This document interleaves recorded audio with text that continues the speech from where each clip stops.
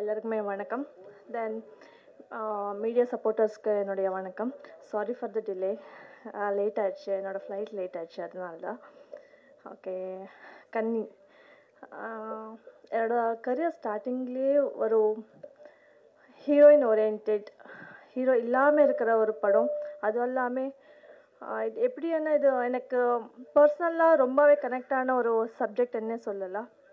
நீங்கள் இன்னும் ட்ரைலர் பார்த்துருக்கீங்கன்னு தெரியல, சாரி. போஸ்டரில் நீங்கள் பார்க்கலாம். என்னுடைய லுக் கம்ப்ளீட்டாக டிஃப்ரெண்ட்டாகவே இருக்குது. அதுவும் இல்லாமல் எனக்கு பர்சனலாக இந்த படத்தில் வந்து ஹோம்ஒர்க் நிறையா இருந்தது. ஆக்சுவலாக இந்த மாதிரி ஒரு சப்ஜெக்டில் நான் சூஸ் பண்ணதுக்கு வந்து செல்வராஜ் சாருக்கு, அப்போது நம்ம சிவ சாருக்கு, டைரக்டர் சிவதோர்பாடி சாருக்கு நான் ரொம்ப நன்றி சொல்கிறேன். அப்போது இதை பற்றி சொல்லணுன்னா, லொக்கேஷன் என்ன மாதிரி லொக்கேஷன்னா, அங்கே போகிறதுக்கே வந்து நிறைய கஷ்டங்கள். எப்படின்னா, ஆக்சுவலாக இது நம்ம சூஸ் பண்ண ஒரு வில்லேஜ் வந்து உண்மையான எந்த வசதியும் இல்லாமல் இருக்கிற ஒரு வில்லேஜ். ஆக்சுவலாக நம்ம ஷூட்டிங் முடிஞ்சதுக்கப்புறம் வந்து அங்கே வந்து நிறைய வில்லேஜே வந்து கம்ப்ளீட்டாக காலி பண்ணிட்டாங்க. ஸோ இது ரியலான ஒரு சப்ஜெக்ட். எனக்கு தெரிஞ்ச வரைக்கும் சிவா சார் வந்து அதுக்கு மேல் ஒரு டாக்குமெண்ட்ரியே பண்ணியிருக்காங்க. அவங்க ரிசர்ச்சை வந்து ஆல்மோஸ்ட் 20 இயர்ஸாக பண்ணியிருக்காங்கன்னு நினைக்கிறேன். ஆமாம். அப்போது அந்த வில்லேஜ் மக்கள் வந்து ரொம்பவே சப்போர்ட் பண்ணாங்க. அங்கே வந்து ஒரு பாத்ரூம் இல்லை, எந்த வசதியும் இல்லை. ஆக்சுவலாக நம்மளுக்காக ஒரு சின்னதாக ஒரு டென்ட் மாதிரி போட்டு கொடுத்தாங்க. அங்கே போகிறதுக்கே வந்து ஆல்மோஸ்ட் ஹாஃப் டே எடுக்கும். ஆக்சுவலாக அந்த மாதிரி ஒரு லொக்கேஷனில் பண்ணதும், அதுவும் இல்லாமல் எனக்கு வந்து இட் வாஸ் லைக் அ சேலஞ்சிங்கான ஒரு ரோல். ஏன்னா ஒரு கையில் குழந்து, ஒரு கையில் கத்து, லாட் ஆஃப் திங்ஸ் ஹேண்டில் பண்ண வேண்டி இருந்தது. ஏன்னா மாடர்ன் கேரக்டர் பண்ணும்போது, இந்த மாதிரி ஒரு வில்லேஜ் கேர்ளாக நான் பண்ணும்போது it was like very tough. But அடுத்தது வந்து நீங்கள் தான் சொல்லணும் அது எப்படி இருக்குன்னு சொல்லிட்டு. ஸோ இந்த மாதிரி ஒரு சப்ஜெக்ட்க்கு என்னை சூஸ் பண்ணதுக்கு, அப்போது இந்த மாதிரி ஒரு வாய்ப்பு கொடுத்ததுக்கு வந்து எல்லாருமே நன்றி சொல்கிறேன். அதுவும் இல்லாமல் மீடியா பீப்புள், ஏன்னா சின்ன சின்ன பட்ஜெட் படங்களை வந்து நீங்கள் சப்போர்ட் பண்ணணும். அதுவும் இல்லாமல் இந்த படம் இப்போது அவார்டுக்கு போகிறதுக்கு ரெடியாக இருக்குது. அது வந்து அந்த விஷயத்தில் ஐம் ஸோ ஹாப்பி. ஸோ உங்களுடைய பிளெஸ்ஸிங்ஸ் வேணும்னு கேட்குறேன். மீடியா பீப்புள் சப்போர்ட் பண்ணணுன்னு கேட்குறேன். தேங்க்யூ. ஆஃப்டர் லாங் டைம் தமிழுக்கு திரும்பி இந்த படத்தோட கம்பேக் பண்ணிகிட்ருக்கேன். ஸோ அடுத்தது லைனப்பில் இன்னும் 2 மூவிஸ் இருக்குது. ஸோ ஷார்ட்லி அதை நான் பேசுகிறேன். தேங்க்யூ. எல்லாருக்கும் வணக்கம். எனக்கும் கொஞ்சம் ஸ்டேஜ்னால் கொஞ்சம் பயம்தான். எங்கள் அழைப்பிதழை ஏற்று இங்கே வந்திருக்க எல்லாருக்கும் என்னுடைய மனமார்ந்த நன்றியை தெரிவித்துக் கொள்கிறேன். எங்கள் டீம் எல்லாருக்குமே என்னுடைய வாழ்த்துக்கள். 17th கன்னியின் காதல் கதை. காதல்னா நார்மலாக ஒரு பெண்ணோட காதல் கிடையாது. ஒரு கன்னி, ஒரு பெண் வந்துட்டு என்ன பண்ணுறா, இந்த படத்தில் என்ன பண்ண போகிறா, எப்படி தன்னுடைய குடும்பத்தை காதலிக்கிறா, நம்முடைய பாரம்பரியத்தை எப்படி பராமரிக்கிறா, அதுதான். ஏன்னா இந்த இயற்கை மருத்துவங்கள்லாம் ரொம்ப அழிஞ்சு போயிடுச்சு, கொஞ்சம் கொஞ்சமாக வந்துட்டுருக்கு. பட் இந்த ரீல்ஸ், இன்ஸ்டாகிராம்லாம் இருக்கிறனால மறுபடியும் அது நம்ம முன்னோர்கள் மூலியமாவோ அதை பற்றி தெரிஞ்சுக்கிட்டவங்க மூலியமாவோ நிறைய இப்போ வெளியே வந்துட்டுருக்கு. அதை பற்றி நம்ம பாரம்பரியம் அழியக்கூடாது அப்படின்றதுக்காக இந்த படமும் நம்ம எடுத்திருக்காங்க. மாயன் சிவா அவர்கள் இயக்குனர், இந்த படத்தோட இயக்குனர். செல்வராஜ் சார் இந்த படத்தில் எனக்கு வாய்ப்பு கொடுத்ததுக்கு மிக்க நன்றி. இதில் வந்து பார்த்தீங்கன்னா ரொம்பவே கஷ்டப்பட்டிருக்கோம். எதுவுமே ஆர்டிஃபிஷியல் கிடையாது. அதில் இருக்க பிளேஸுங்களும் சரி, எந்த ஒரு விஷயமே. ஏன்னா இது ஃபுல்லாகவே வந்து நாங்கள் உங்களுக்கு இயற்கையை தான் காமிச்சிருக்கோம். கேமரா வந்து எடுத்துகிட்டு போகிறதுக்கு கூட எங்களுக்கு போதுமான வசதிகள் இல்லைன்னா அவங்க கொடுக்க முடியாதுன்னு சொல்ல கிடையாதுங்க. அது பெரிய மலை உச்சியில் போயிட்டு அதை நாங்கள் எடுத்துகிட்டு போனோம். போகும்போது பார்த்தீங்கன்னா லென்ஸ் கூட உடஞ்சிருக்குன்னா ரொம்ப தூரம் நம்ம பயணம் செய்யணும். நிறைய மலைகள்லாம் தாண்டி போய் அந்த இடத்துல எந்த ஒரு வசதியுமே கிடையாது. ஒரு டாய்லெட் கிடையாது. ஒரு படுக்கிறதுக்கு ஒரு மூவினா நார்மலாக நம்மளுக்கு கிடைக்கிற எந்த ஒரு விஷயமே இந்த மூவியில் நம்மளுக்கு கிடையாது. ஏன்னா எதையுமே இங்கேருந்து அங்கே எடுத்துகிட்டு போக முடியாது. அப்படிப்பட்டு நாங்கள் ரொம்ப கஷ்டப்பட்டு இந்த மூவி பண்ணியிருக்கோம். இந்த கன்னி படத்தை வெற்றி பெற வைக்கிறது நம்ம மீடியா மக்கள் கையில் இருக்குது. இதுக்கு மேலே என்ன பேசுது எனக்கு தெரியல. இது வரைக்குமே போதுமானது. நன்றி. தேங்க்யூ. எல்லாருக்கும் வணக்கம். எனக்கு இந்த ஆப்பர்ச்சுனிட்டி கொடுத்த செல்வராஜ் சார், சிவா சார் ரொம்ப நன்றி. இங்கே வந்து நான் முக்கியமாக தேங்க்ஸ் சொல்லணும்னா என்னோடய மியூசிஷியன் ஃப்ரெண்ட்ஸ், எனக்கு இந்த மூவி பண்ணுறதுக்கு ஹெல்ப்ஃபுல்லாக இருந்த ஃப்ரெண்ட்ஸ். ஃபஸ்ட்டு இந்த ஒரே ஒரு சாங் தான் அந்த படத்தில், அதுக்கு லிரிக்ஸ் கொடுத்தவங்க உமாதேவி சூப்பராக பண்ணியிருக்காங்க. அண்டு மீனாட்சி இளையராஜா சூப்பராக பாடியிருக்காங்க. அண்டு என்னோடய மியூசிஷியன் ஃப்ரெண்ட்ஸ் வந்து ஆகாஷ் வயலினிஸ்ட், ஸ்ரீகாந்த் ஃப்ளோட்டிஸ்ட், அப்புறம் மிக்ஸ் மாஸ்டர் பண்ண ரோஷன், இவங்களுக்கெல்லாம் நன்றி. அவ்வளோதான். Thank you so much. அனைவருக்கும் மனமார்ந்த நன்றியை தெரிவித்துக் கொள்கிறேன். இன்றைக்கி வந்துட்டு காலகட்டங்கள் மாறி மாறி போகிறதுனால சில விஷயங்கள் பேச வேண்டியது இருக்குது. அது அப்புறம் பேசுவோம். இன்றைக்கி வந்துருக்க மீடியா மெயின். இங்கே இந்த மீடியா பார்க்கும்போது எனக்கு என்ன தோணுதுன்னா, இது ஃபஸ்ட் டைம் இந்த ஸ்டேஜில் வந்து நான் உங்கள்கிட்ட பேசிக்கொண்டிருக்கு. ஸோ இந்த பேசும்போது என்ன தோணுதுன்னா, ஃபஸ்ட்டு பேசும்போது எல்லாருக்கும் கொஞ்சம் உடம்பெல்லாம் கொஞ்சம் பயப்படும், உடம்புலாம் நடுங்கும். அது மாதிரி தான் எல்லாருக்கும்.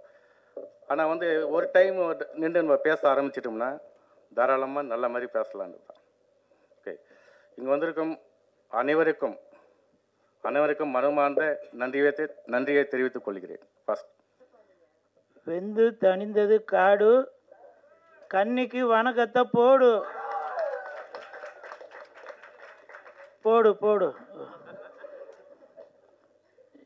எதுக்கு நான் எதுனா பண்ணி அப்புறம் இவங்க திட்டுறதுக்காக வேணாவா. மேடையில் அமர்ந்திருக்கும் அனைவருக்கும் வணக்கம். குறிப்பாக ராஜன் சார், பேரரசர், இயக்குனர், தயாரிப்பாளர் அனைவருக்கும் வணக்கம். பத்திரிகை நண்பர்கள், ஊடக நண்பர்கள், இணையதள நண்பர்கள் அனைவருக்கும் வணக்கம். கன்னி இந்த படத்தோட ப்ரெஸ் மீட்டுக்கு தான் வந்திருக்கேன். நான் ஸ்டேஜில் ஏறும்போது எனக்கு ஜாக்கெட்டு, அந்த பாவாடை, தாவணி எல்லாம் என்னால் சரியாக போட்டுட்டு மேலே ஏற முடியல.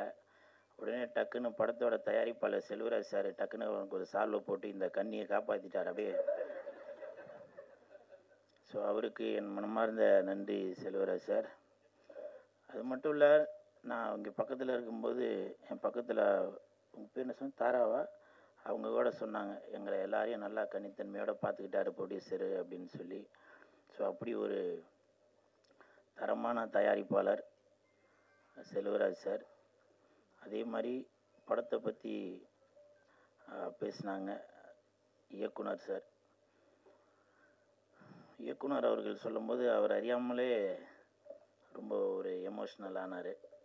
உங்களுக்கும் என் மனமார்ந்த வாழ்த்துக்கள், நன்றிகள் சார். ஏன்னா ஒரு ஒரு ஒரு படம் தயாரிக்கும் போது அதில் அவ்வளோ கஷ்டங்கள் இருக்கும். அதே மாதிரி இயக்குநர்களுக்கும் அவ்வளோ கஷ்டங்கள் இருக்கும்.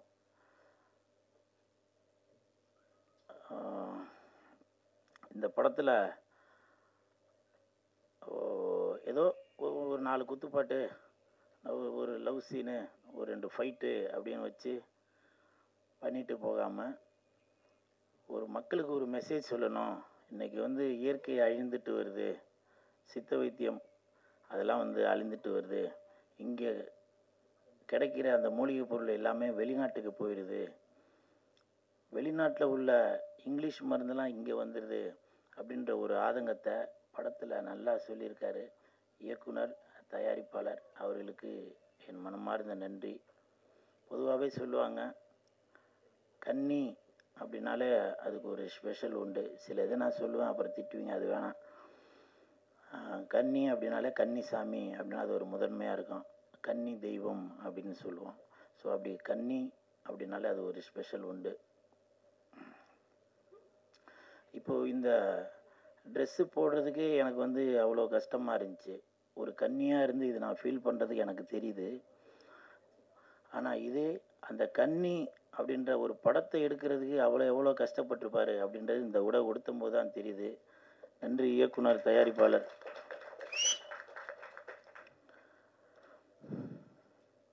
நான் நிறையா பேச வேணான்னு நினைக்கிறேன். ஏன்னா இந்த கெட்டப்பே கன்னின்னு எல்லாருக்கும் தெரிஞ்சிருக்கும்ல. ஏன்னா இப்போது பேரரசு சார் சொல்லும்போது சொன்னாங்க, மிக்க நன்றி பேரரசு சார். இப்போ உங்களை மாதிரி உள்ளவங்க இந்த மேடையில் என் பேரை பயன்படுத்துறது இது வந்து எனக்கு ஒரு பெரிய, இந்த படத்தில் நான் நடிக்காட்டியும் நான் நடித்ததுக்கு சமம். அவ்வளோ ஒரு ஒரு ஒரு சந்தோஷமாக இருக்குது. ஒரு பெரிய இயக்குனர் விஜய் சார், அஜித் சார் எல்லாம் வச்சு படம் எடுத்தவங்க. இன்றைக்கி என் பேரை இவ்வளோ பெரிய மேடையில் சொல்கிறாங்கன்னா அதுக்கு மிக்க நன்றி பேரரசு சார். நன்றி நன்றி நன்றி. ஏன்னா பெரியவங்க வாழ்த்து இருந்தால் தான் அடுத்த கட்டத்துக்கு நம்ம போக முடியும். ஸோ இந்த கன்னி டீமுக்கு என் மனமார்ந்த வாழ்த்துக்கள். செந்தூர பூவே செந்தூர பூவே சில்லென்ற காற்றே என் கன்னி எங்கே என் கன்னி எங்கே. மறந்துட்டேன்பா. நீ கொஞ்சம் பாராயோ செந்தூர பூவே. சில பேர் நினைப்பீங்க இவன் என்னடா ஏதோ ஒரு கோமாளித்தனமாக ஏதோ பண்ணிகிட்ருக்காருன்னு. நான் இந்த ட்ரெஸ்ஸு போகிறதெல்லாம் நான் ஒன்றும் விரும்பிலாம் ஒன்றும் போடலைங்க. இப்போ நான் இது போட்டுட்டு நான் வீட்டுக்கு போனாக்க என் பொண்டாடி பசங்களாம் என்னை வந்து டாடி சூப்பர் அப்படின்னு சொல்லி வாழ்த்தவங்கன்னு நினைக்கிறீங்களா? இது அவ்வளோ கஷ்டம் புரியுதுங்களா? ரொம்ப. ஆனால் நான் இந்த ட்ரெஸ்ஸு போடும்போது நான் ஒரு சந்தோஷமாக தான் போடுறேன், ஒரு பெருமையாக தான் நினச்சி போகிறேன். ஏன்னா இந்த படத்தில் எவ்வளோ பேர் நடிச்சிருக்காங்க, ஹீரோயின்லாம் நடிச்சிருக்காங்க, வரல. இப்போ பேர சார் சொன்னாங்க ஹீரோயின் வராதால கூல் சுரேஷ் வந்திருக்கார் போல் அப்படின்னு. அது வந்து எனக்கு வந்து ஒரு பெருமை தான் அது. அதனால் இந்த ட்ரெஸ்ஸு வந்து 3வது மனுஷங்களுக்கு இது வந்து ஒரு கேலி பொருளாக தெரிஞ்சாலும் இந்த படத்தில் நான் நடிக்காட்டியும் என்னுடைய இந்த சினிமா என்னால் ஏதோ ஒன்று நான் சினிமாவில் பெருசாக ஜொலிக்க முடியாட்டியும் ஏதோ ஒரு விதத்தில் மக்களை வந்து ஒரு மகிழ்வித்துட்ருக்கணும். ஐயோ ரொம்ப எமோஷனலாக வேணாம்ப்பா. ரொம்ப மகிழ்வித்துட்ருக்கணும் அப்படின்ற ஒரு எண்ணத்தில் தான் நான் இப்படிலாம் இருக்கிறது. அதனால் பெரியவங்க மன்னிச்சிருங்க. எனக்கு எவ்வளோ கஷ்டங்கள் இருக்குங்க. நான் கோபமாக பேசினாக்க நீங்கள் நண்பர்களே சொல்கிறீங்க கூல்னாக்க ஒரு ஜாலியாக இருப்பாருங்க, ஒரு கன்னித்தன்மையோடு இருப்பாருங்க அப்படின்னு சொல்கிறீங்க. ஸோ அப்படி இருக்கும்போது அதனால் எனக்கு அந்த கோபமாக பேச வேணாம். சரி அழுது பேசினாக்க அதுவும் கமெண்ட்டில் போடுறாங்க இவன் நல்லா நடிக்கிறான்பா அப்படின்றாங்க. உங்களுக்கு தெரியுது, இயக்குநர்களுக்கு தெரியணும், தயாரிப்பாளர்களுக்கு தெரியணும் கூல் சுரேஷ் நல்லா நடிக்கிறாரு அப்படின்னு.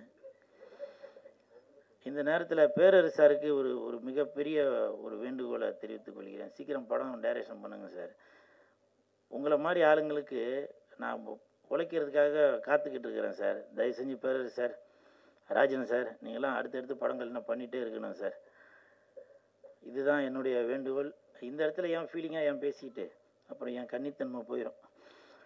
இந்த கன்னி டீமுக்கு என் மனமார்ந்த வாழ்த்துக்கள். கன்னி ஒரு அற்புதமான தமிழ் டைட்டில். கன்னி என்பது பரிசுத்தம், தூய்மையான, எந்த கரையும் படையாத ஒரு பெண். தமிழுக்கு அது ஒரு அற்புதமான பேர். கன்னி பெண், கன்னி கழியாதவள் என்று நம்முடைய சான்றோர்கள் அழைப்பார்கள். அப்படி ஒரு அற்புதமான டைட்டிலை வைத்திருக்கிற தம்பி சிவா, மாயோன் சிவா, கூடவே ஊர் பேரை வச்சு தொரப்பாடி. மாயோனையும் மறக்கல, தொரப்பாடியும் மறக்கல நம்ம சிவா. திறமை நிறைந்திருக்கிறது, பேச்சு குறைந்திருக்கிறது, திறமை நிறைந்திருக்கிறது. அவர் தொட்டிருக்கிற கதை கரு இருக்கிறதே, தமிழ் பாரம்பரியம், தமிழ் கலாச்சாரம், தமிழ் பண்பாடு அனைத்தையும் உள்ளடக்கிய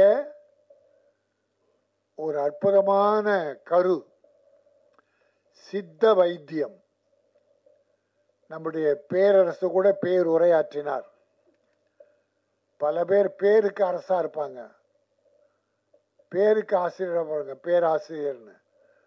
உண்மையிலேயே ஒரு அற்புதமான விஷயங்களை எல்லா விஷயத்தையும் தொட்டார், விளக்கம் தந்தார். அதான் அறிவுபூர்வமான விஷயம். சித்த மருத்துவம் ஒரு காலத்தில் சிதைந்து இருந்தது. யாரும் ஏறெடுத்து பார்க்காமல் இருந்தார்கள். அலோபதிக்கு போயிட்டு இருந்தாங்க. தலையில வலினா காலில் எக்ஸ்ரே எடுப்பான் டாக்டர். ஏன்னா அவன் எக்ஸ்ரே மிஷின் சும்மா இருக்கக்கூடாது. பல டாக்டர்கள் படிச்சுட்டு வந்து கோட்டீஸ்வரன் ஆயிட்டாங்க.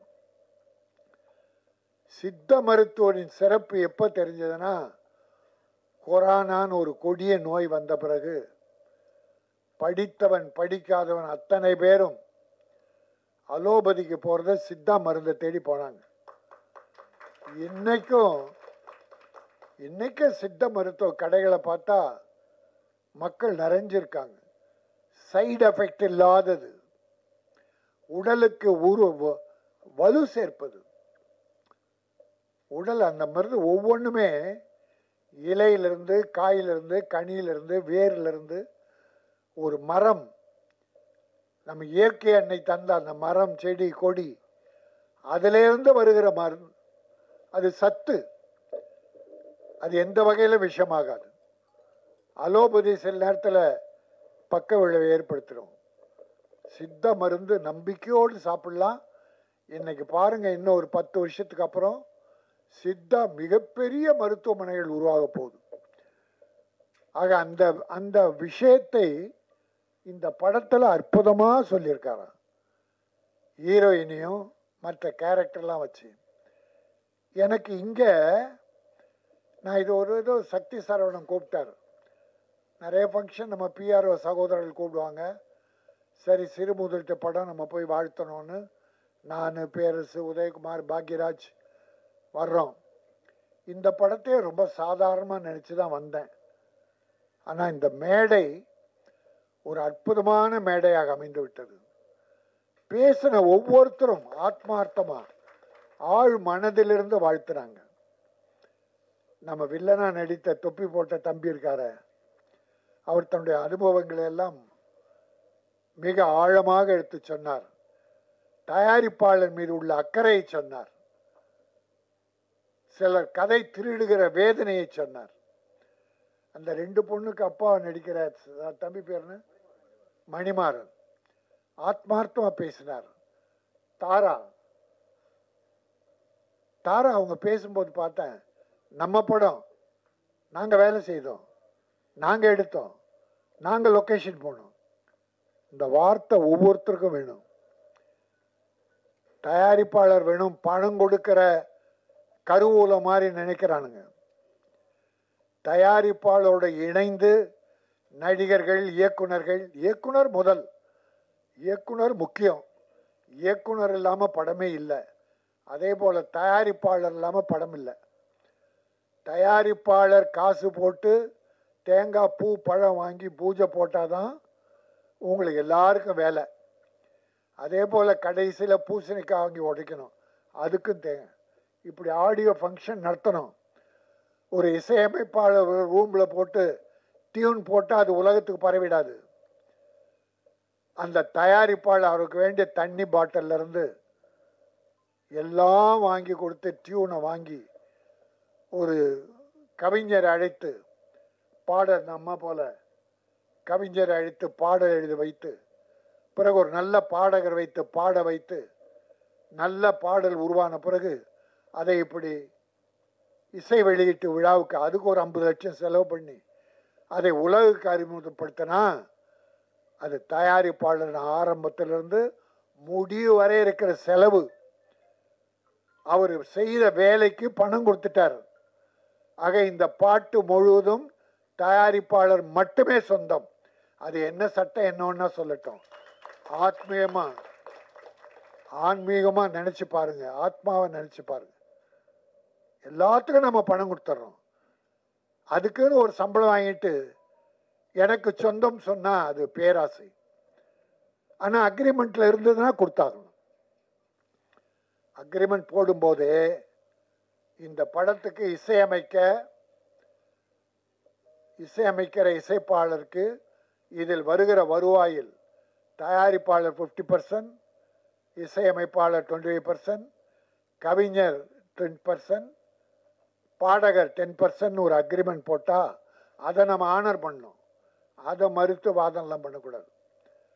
ஆக முதல் போடுகிற முதலாளியை துரோகம் செய்துவிட்டு நான் மட்டுமே சம்பாதிக்கணும்னு நினச்சி இன்னைக்கு எத்தனை தயாரிப்பாளர்கள் வருவாய் இல்லாமல் வறுமையில் வாடுறாங்க உங்கள் எல்லாருக்கும் தெரியும். என்னுடைய மீடியா சகோதரர்கள் அத்தனை பேருக்கும் தெரியும். ஒவ்வொருத்தர் வாழ்க்கையை நான் எங்களை விட நீங்கள் தான் அதிகமாக தெரிஞ்சு வச்சிருக்கீங்க.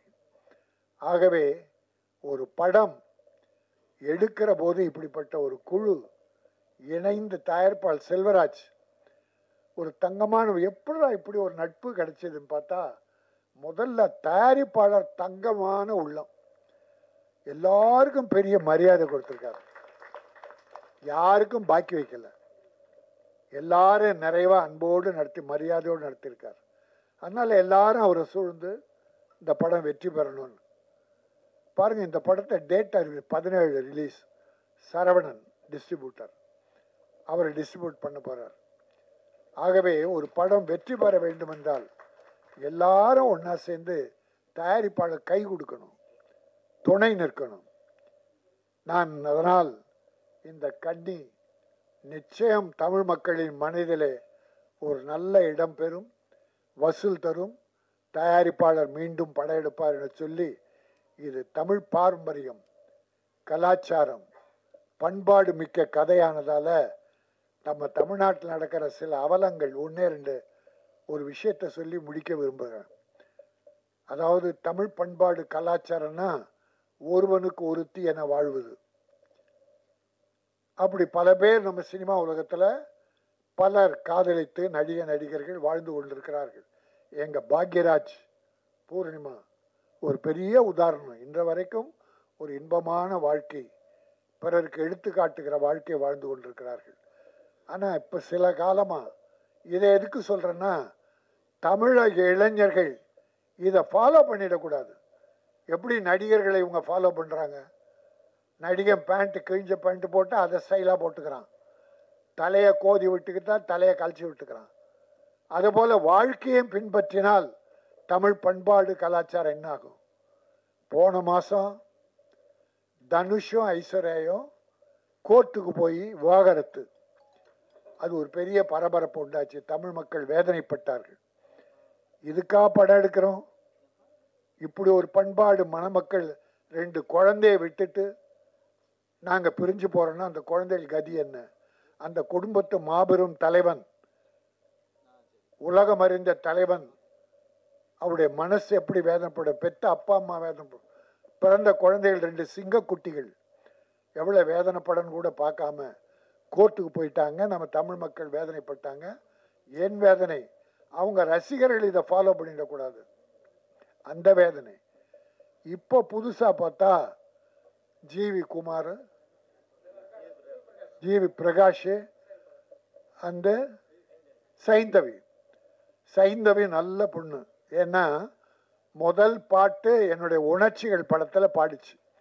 நல்ல பிள்ளை, ஒழுக்கமான அருமையான பிள்ளை. அது ஏதோ லவ் பண்ணி மேரேஜ், லவ் பண்ணும்போது மனதை முழுமையாக புரிந்துக்கிட்டு தான் லவ் பண்ணுறீங்க. கல்யாணம் ஆன பிறகு ஏன் கசப்புணர்ச்சி வருது? இருக்கிறத விட்டு கொடுத்து வாழ்ந்தவன் கெட்டு போவதில்லை. ஆகவே இந்த மாதிரி கோர்ட்டுக்கு போனால், இப்போ சாஃப்ட்வேர் கம்பெனியில் நிறைய 15 நாளில் லவ், 1 மாதம் வாழ்க்கை, 3ஆவது மாதம் டைவர்ஸு நிறைய நடக்குது. கோர்ட்டு ஃபுல்லாக இருக்குது. அந்த பண்பாடு சினிமாக்காரெல்லாம் வளர்ந்தக்கூடாதுன்ற வேதனையில் தான் இதை நான் சொன்னேன். கைகூப்பி வணங்குறேன். கணவன் மனைவியாக தொடர்ந்து வாழுங்கள், இன்ப வாழ்க்கை வாழுங்கள், நல்ல குழந்தைகளை பெற்றெடுத்து இந்த நாட்டுக்கு தந்து செழிப்போடு வாழுங்கள் என சொல்லி, இந்த கன்னி தமிழ் பண்பாடு, கலாச்சாரம், சித்தா எல்லாமே தமிழ் சம்பந்தப்பட்ட, தமிழ் உணர்வுகள், தமிழர்களின் உள்ளம் சம்பந்தப்பட்ட படம் நிச்சயம் ஒவ்வொரு தமிழனின் உள்ளத்திலும் நிலைக்கும்.